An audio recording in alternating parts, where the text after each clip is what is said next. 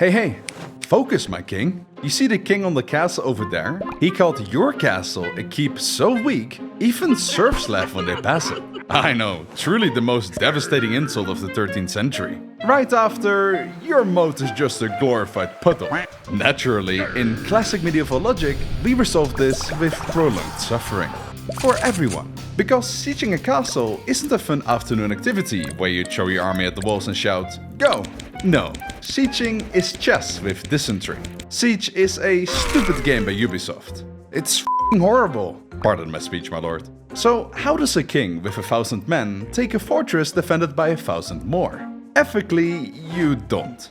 The odds are basically infinitely stacked against your favor. Even the most addicted gamblers won't hit on these odds. Luckily, the Geneva Convention has yet to be hosted, so we got plenty of options to make life for those behind these cold stone walls a literal hell. Now, as a ruler of great wisdom and taste, you obviously know how to siege a castle. But just to jog your memory, allow me to present a few historically certified methods to expand your real estate portfolio. Historically Facts, Part 10. The human body can last around 3 weeks without food. So if you just block their supplies, they will surrender within a month, right? Wrong. You'll be amazed how much grain, meat, salted fish, and weird medieval pickled stuff they have crammed into those walls. Most castles have as much food stacked up that they could survive up to 30 weeks of siege, easily. This is annoying, because every week you have to wait for them to starve, you also gotta keep your army well fed and entertained yourself. Sieging a castle and then choosing to starve them out is essentially a game of bluff.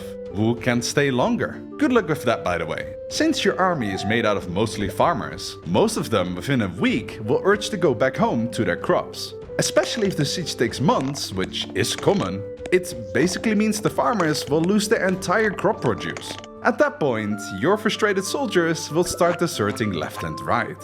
And the moment your army looks weak, the castle doors will slam open, and the enemy will strike you at your most vulnerable. It's no surprise that the siege of Kenilworth in 1266 went so wrong. The royal army tried starving out the rebels for 6 entire months. And did they surrender? Nope. The defenders built fish ponds, had their own mills, and were basically vibing, while King Henry III's army was busy catching dysentery in the mud. Eventually, the attackers had to give up because, plot twist, they were the ones starving. Incredible strategy, truly. Starving yourself outside someone else's house. Worst yet, all the farmers hate you now, because A, they died, and B, even worse, their crops are gone, so their family will die of starvation next. Oh well, just another Tuesday in the Middle Ages. But fret not, my king. When starvation fails, we turn to humanity's second favorite method. Run at enemy and hit it till it moves no more. This is the classic option. You know it, I know it. The people back home in the tavern already have money on how many of your soldiers are going to get kebabbed on a bike. Storming a castle is the equivalent of telling your army, hey, go fight a bear in a phone booth, and by the way, the bear has boiling oil, crossbows, boulders, and a personal grudge. Wait, phone booths don't exist yet. Anyway, storming sounds heroic. Flags waving, ladders slamming onto stone, horns blaring, but in reality, it's one of the fastest ways to mulch your army. First problem, walls. Big, fat medieval walls designed to survive literal centuries of war. You can't exactly run up to them and politely knock. Second problem, high ground. Archers will turn your men into pincushions before they even get close. And third problem, morale. Nothing drains morale like watching your friend try to climb a ladder only to get yeeted off by a boulder the size of his hopes and dreams. So what do we do to make this suck slightly less? Well, we start with siege ladders. Simple planks with hooks on top. Effective, unless your men are too slow or the defenders are too ready. Then you have siege towers. Giant mobile buildings rolled on wheels towards the walls. Sounds cool, right? Until it gets stuck in a ditch. And the enemy sets it on fire with flaming arrows and the doors jam. What a beautiful, very expensive flammable coffin. Alternatively, you can go for battering rams. Nothing says we are not overcompensating like putting 20 sweaty, beefy guys under a wooden turtle shell, swinging a log at a steel reinforced gate while arrows rain down on it. If they get lucky, they will break through, and if they don't, well, at least they died knowing their king really wanted that door open. Historically, storming had about a 30% success rate, because while the defenders are comfortable, dry and motivated, your boys are slipping in blood, mud and existential dread. But sometimes you don't want to wait or waste men, you just want the walls gone. So let's talk about bringing them down. Siege engines. Time to bring out the big toys. These aren't your average battering sticks, these are the power tools of medieval home demolition. Trebuchets, ew, no, and ballistae. Each one proved that if humanity can't solve a problem, we will launch something heavy at it until it goes away. First up, the trebuchet, the undisputed champion, the playground bully of siege warfare. Powered by pure gravity and medieval spite. It flings 90-kilogram boulders over 300 meters like it's skipping stones. Rocks? Sure. Deceased corpses? Absolutely. A barrel of insults tied to a goat? If you can fit it in the sling, go for it. Seriously. In you go, guys. Best of luck.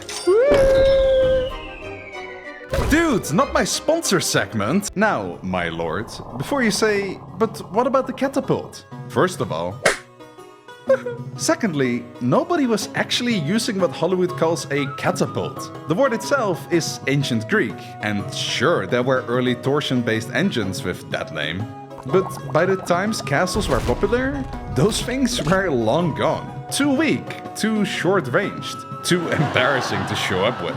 Walking up to a 40-foot high wall with a tiny tension-powered arm flinger is like trying to knock down a brick house by angrily tossing teacups. The trebuchet replaced it for a good couple reasons. Better range, better payload, better chaos, better memes. And then there's the ballista. Not so much a siege weapon as a statement of intent. The ballista didn't knock down your walls. It didn't fling rotting cows. It didn't do theatrics.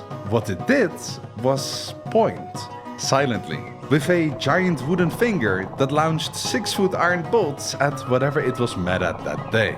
The ballista wasn't for stone, it was for people, generals, messengers, that one unlucky archer who thought he was safe behind the battlement. It was the assassin of siege engines. While trebuchets were lobbing chaos into courtyards, the ballista was aiming.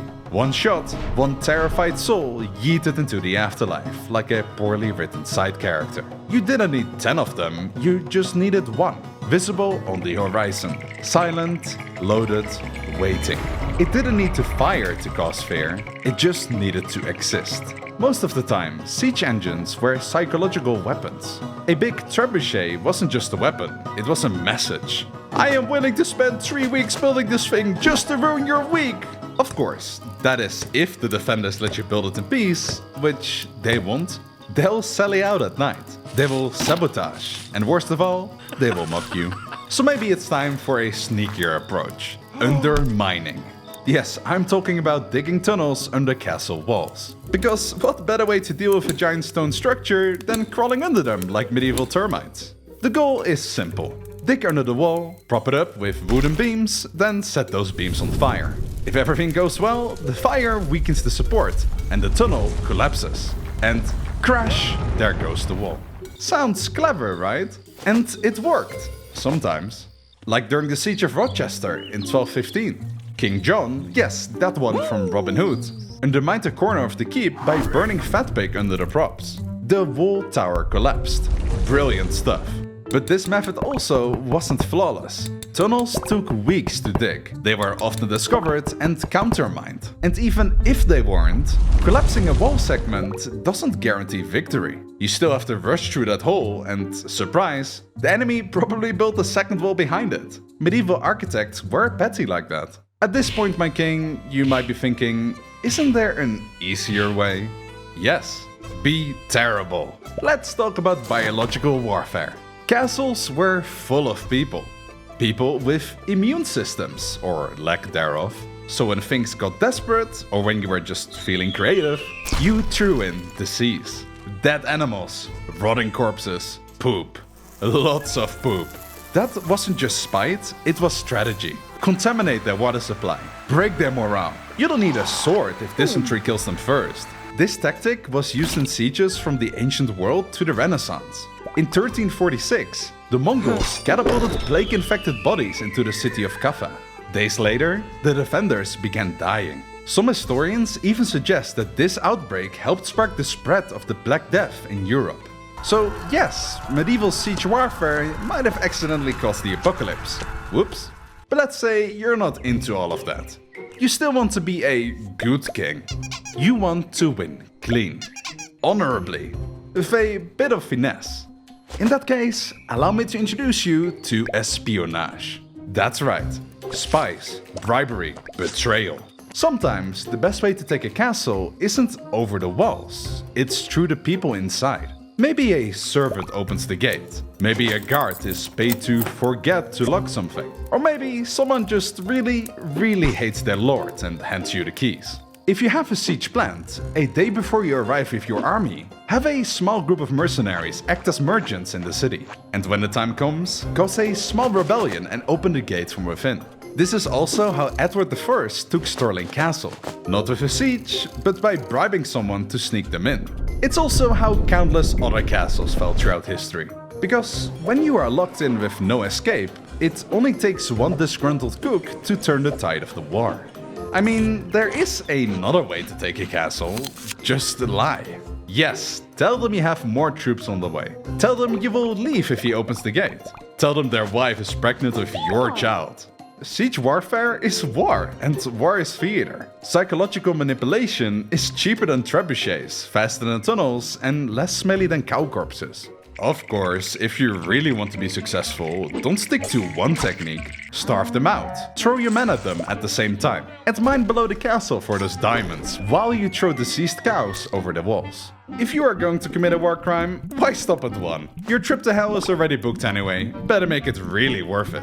So let's pause here for a royal sip of your poisoned celebration. By now, my king, you have tried starving them, ramming them, bombing them, crawling under them, infecting them, lying to them and bribing them. You have used every page of the medieval war playbook. And yet, they might still not surrender. Because here's the thing about siege warfare that no one tells you. It's not about winning quickly. It's about making the other guy lose the will to resist. It's not the ladder or the sword that breaks them. It's the drip of water through a leaky roof. The rats in the grain. The 19th day without proper sleep. The priest whispering doubt and the letter from home that never came. A castle falls when the spirit cracks. And sometimes that takes longer than you expected. So now we wait. Or maybe you don't. Maybe you stop pretending that there is still a line to cross. Maybe you step beyond the edge and leave humanity behind. Take hostages. Take the old, the sick, the children. Display them where the defenders can see. No words, just silence. Let their eyes carry the message. Then do what cannot be undone. Slowly, painfully, publicly. So the screams crawl up the walls and nest inside every soldier's skull. Still no surrender? Then drag the other villagers forward. The same ones their lord swore to protect. The same ones the soldiers on the wall are family of.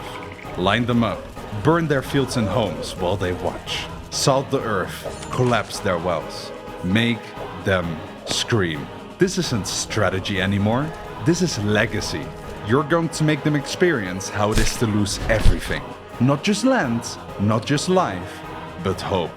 And when the last gate creaks open, not in surrender, but in despair, you will walk through. Not as a king, but as the story they will never tell their children. No flag will rise, no bards will sing. Only smoke, only silence. And in that silence, they will all understand. You are death incarnate. Oh yeah, and don't forget to check out today's sponsor, War Thunder. Make sure to click the link in the description to claim a massive bonus pack, which includes multiple premium vehicles, an exclusive vehicle decorator, 100,000 silver lions, and 7 days of premium account. It's available for new and returning players that haven't played for at least 6 months on PC and console. Thanks for watching.